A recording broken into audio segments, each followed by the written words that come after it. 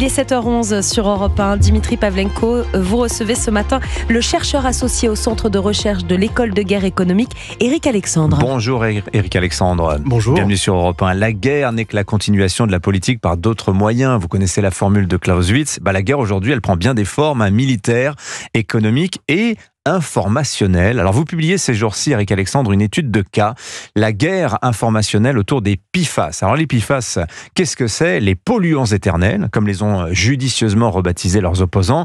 Alors ça résonne en ce moment, je trouve, les termes de ce que vous allez nous dire, en pleine bataille médiatique pour ou contre la climatisation. Peut-être un mot pour commencer, les PFAS, qu'est-ce que c'est et quel était l'enjeu de cette bataille, Éric Alexandre?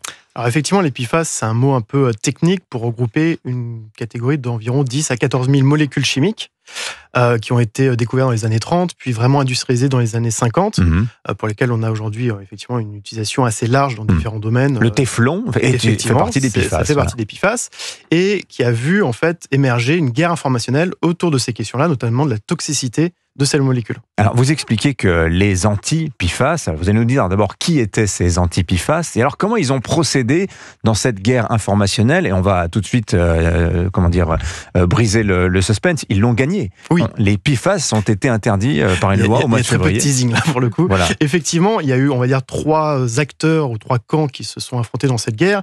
Il y a les anti-PFAS qui vont regrouper les ONG et certains activistes climatiques. Camille Etienne. Exactement, qui ont les été amis des figures de la Terre. effectivement très médiatisées sur ces questions-là, avec certains soutiens politiques qui se revendiquent de l'écologie.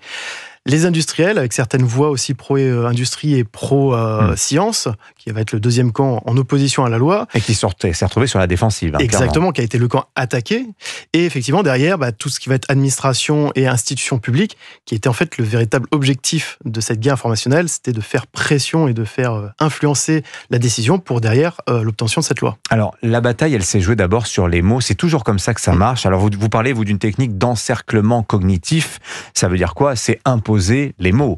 Et alors, rebaptiser les PFAS polluants éternels, dès lors qu'on a mis ça dans la tête des gens, quand c'était quasiment gagné, Éric Alexandre. En fait, vous avez effectivement cadré le débat. Ce qu'on démontre justement dans le rapport, c'est que le polluant éternel, si vous faites une recherche sur Google de PFAS, vous avez tout de suite le mot-clé polluant éternel qui sort.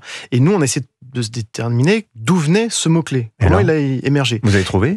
Alors, on a retrouvé justement un article qui date de 2018, une tribune dans le Washington Post, qui parle des Forever Chemicals, qui sont des produits chimiques persistants. Et en fait, ce qui est intéressant, c'est de voir la transition en français, où on parle non pas de produits chimiques persistants, mais de polluants éternels. Et donc déjà, rien que là, c'est des éléments qui sont connotés. Oui. On a un champ lexical, un champ sémantique qui est très négatif. On a quasiment l'impression d'avoir une pollution qui va survivre à l'espèce humaine. Et qui s'impose avec l'autorité du chercheur, parce que celui qui parle de Forever Chemicals, c'est un spécialiste de cette question, mais il emploie cette expression non pas dans un cadre scientifique, mais dans un cadre éditorial. Il donne un point de vue, finalement. Exactement. Mais on dit, regardez, c'est un grand chercheur, il sait de quoi il parle. Exactement. Et en fait, c'est la transition qui se fait après en France, notamment par les ONG, qui capitalise sur cette figure-là et qui va le diffuser auprès d'un certain nombre de médias partisans ou de soutien, et qui derrière prend de l'ampleur. Et ce qu'on a appelé après dans un triptyque méthodologique fait par les ONG de simplification, dramatisation, amplification, qui va derrière donner le mot-clé PFAS égale polluant éternel. Alors, ce qui s'est passé ensuite, et c'est là que c'est intéressant, c'est que cette campagne médiatique des anti-PFAS, elle n'a pas tellement visé le grand public en réalité. Il y a eu des médias, certains médias ont pris clairement position sur le sujet. Je pense par exemple à la radio France Info, qui a fait campagne contre les PFAS l'an dernier, mais de manière très très appuyée. Mais voilà, ce qui est intéressant, c'est que les anti-PFAS s'intéressaient pas tellement aux gens, à monsieur et madame tout le monde. L'enjeu, c'était pour eux les institutionnels, c'était les politiques. C'était les responsables politiques, ce que vous appelez la capture institutionnelle. Exactement. Et ça a tout à fait fonctionné. On n'a pas vu de manifestation de personnes concernées dans les rues pour les PFAS. Effectivement, tout s'est joué sur ces aspects médiatiques. Et l'objectif, ça a été de faire en gros une inflation informationnelle pour avoir derrière l'appui et un rapport de force politique qui a permis le passage de cette loi-là. Donc effectivement, on a certains médias qui se sont emparés de la question des PFAS, quand même, c'est pas une question qui traversait l'opinion publique de manière claire et nette. Mais d'ailleurs, il existe un consortium de journalistes partisans sur cette question des PFAS. Ouais. Effectivement, qui est le Forever Pollution Project, qui est un consortium déjà à l'initiative de plusieurs journalistes européens, mais notamment une journaliste française du Monde.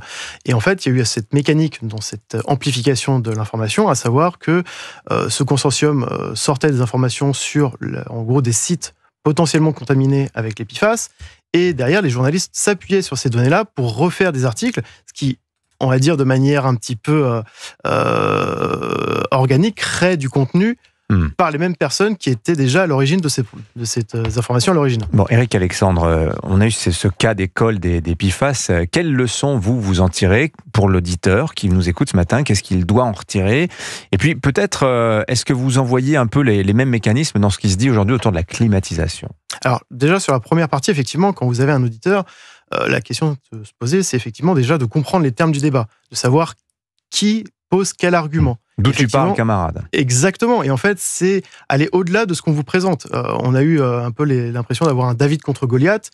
Les ONG qui promeuvent l'écologie et qui, a priori, c'est un bien commun, au final, sont dans une logique qui est plutôt à l'attaque face à des industriels qui sont désorganisés, qui n'ont pas forcément vu la menace et qui sont plutôt le Goliath, mais en fait, c'est l'inverse.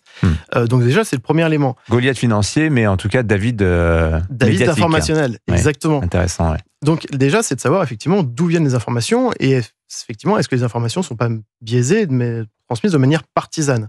C'est déjà le premier élément. Sur l'autre aspect, sur la climatisation, effectivement, on voit aujourd'hui, j'ai vu notamment hier, les enjeux qui sont aujourd'hui politiques sur ces questions-là. Et en fait, on a l'impression qu'à chaque fois, je dirais, la science est la variable d'ajustement. Et sur les PFAS, ça a été exactement la même chose, c'était de se dire, il y a un consensus scientifique, personne ne le démontre, il y a même des voix scientifiques qui sont plutôt en désaccord face à ça. Et aujourd'hui, on a un peu la même impression, la même mécanique qui se joue justement sur la question de la climatisation. On a l'impression que c'est plus une question de théologie quasiment doctrinale, plutôt que réellement d'enjeux soit économiques, soit de santé publique. Merci beaucoup, Éric Alexandre. Votre rapport, il est consultable publiquement? Exactement, il est sur le site du Centre de recherche de l'École de guerre économique. Voilà. Et puis disponible aussi sur les réseaux sociaux. Merci beaucoup d'être venu nous en parler, passionnant. Merci d'être venu, Éric Alexandre. Donc, je rappelle, vous êtes chercheur associé au Centre de recherche de l'École de guerre économique. Bonne journée à vous. Merci.